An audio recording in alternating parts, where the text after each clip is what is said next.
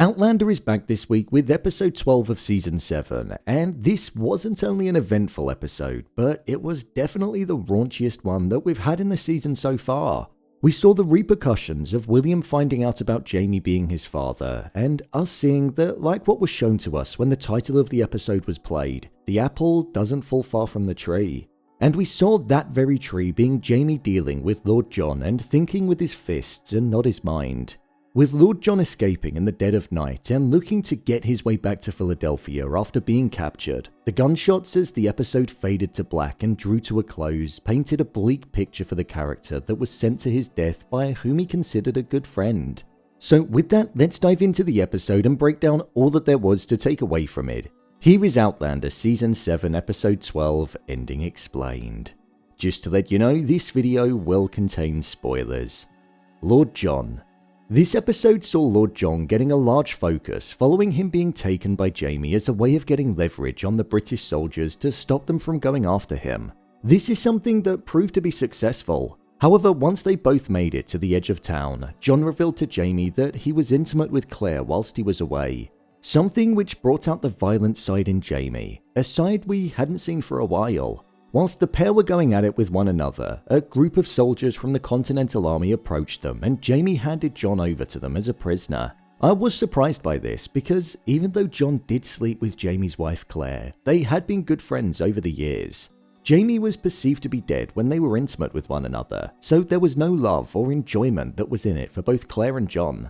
They were both just grieving Jamie, so I did feel bad for John just being taken away like that, as after all, he even did the good thing in marrying Clare, because if he didn't, she would have been killed for being a spy. This led John to go to a camp that was full of Continental soldiers where he was going to be held as a prisoner. Because John was a Grey and he was related to Charles Grey, a distant cousin that participated in the Powley massacre, a slaughtering that took place which was when Charles Grey and some other British soldiers snuck up on General Wayne's camp and slaughtered 100 American soldiers in their sleep with bayonets. This unit now wanted blood, and Lord John Grey was the very person that they felt they'd get some kind of justice from killing. Lord John was promised that he wouldn't be killed if he were to cooperate with the Continental Army, but with Dr. Hunter being there and tending to Lord John's wounds and injuries that were inflicted by Jamie, he gave him the information that it was all a lie and that he was set to be killed in the morning. So during the dead of night, Lord John managed to cut himself free from his restraints and ran through the forest with the hopes of making it out of the reach of the Continental Army. However, it didn't go as smoothly as he hoped. His captor was woken up and saw that he was gone, which then led the guards to go after John.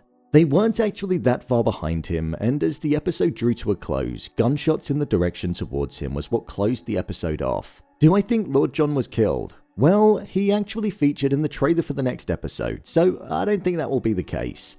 However, whilst I was watching the episode, it did kind of feel like his death was on the horizon.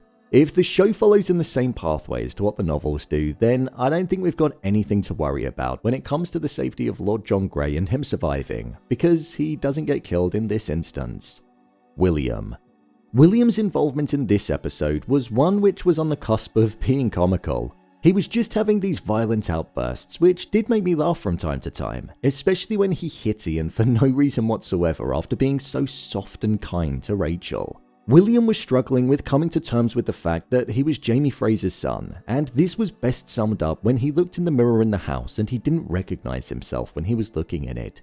The line, "My entire life is a lie," is something that carried a lot of pain and weight with the words that he was saying, and I did feel for him. We saw him wanting some answers from Clare, but then when it got too much, that was where the violent side within him came out and he trashed the house.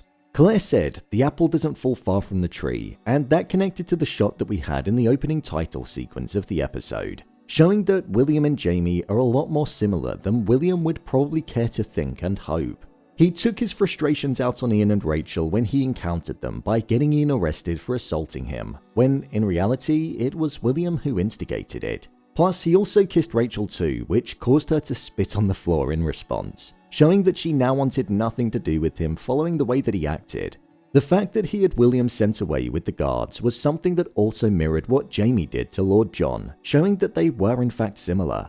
The best of William in this episode came when he was in the brothel though. Following some crude dialogue that one of the captains was saying about what he liked to do with the people that he was with, William essentially came to Arabella's aid and paid more for her so she didn't have to go through all of that with him. He didn't plan on being intimate with her, and he gave her his word that he wasn't going to be.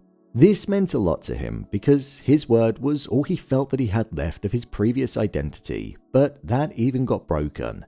We saw a kinder side to William in this scene, and he went from mirroring the loose cannon version of Jamie that we sometimes see to the more softer, caring, and heroic version of Jamie that we more often are used to looking at.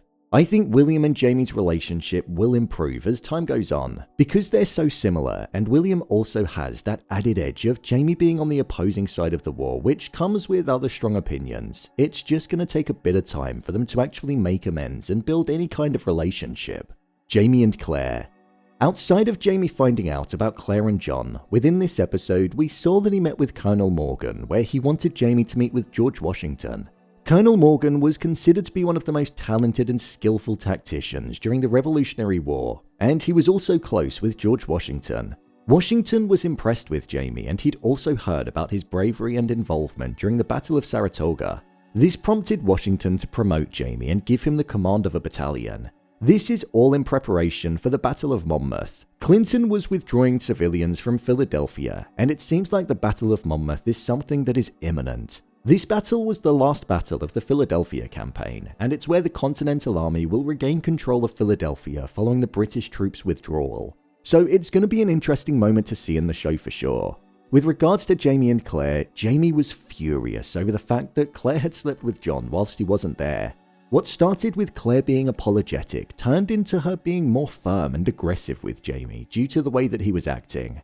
He was saying things like, "Did he bugger you?" And he also insinuated that he knew what Clare was like after a few drinks, something he should never have said. However, as Clare began to explain that they didn't make love with one another and he simply placed his grief above hers so she didn't feel as much pain as what she once did, he began to realize that there was actually nothing between them.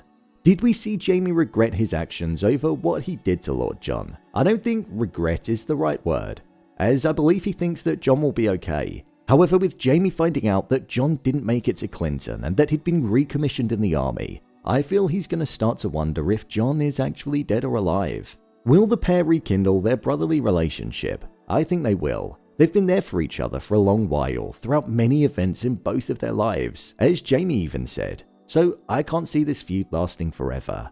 My review of the episode. I thought this was a really good episode of the show. My only complaint is that it didn't have anything of Roger and Buck, and it had nothing more of Bree and Rob Cameron.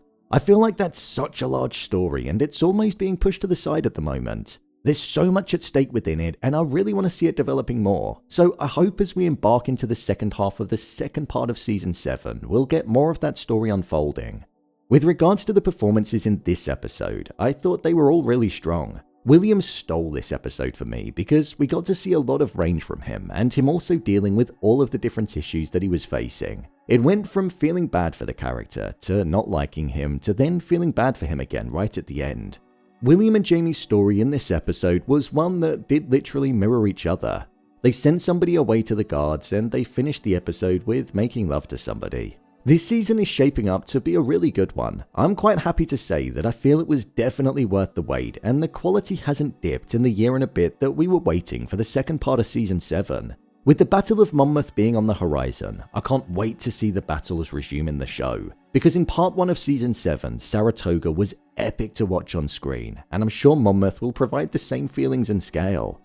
So, there you have it, Outlander Season 7 Episode 12, Ending Explained.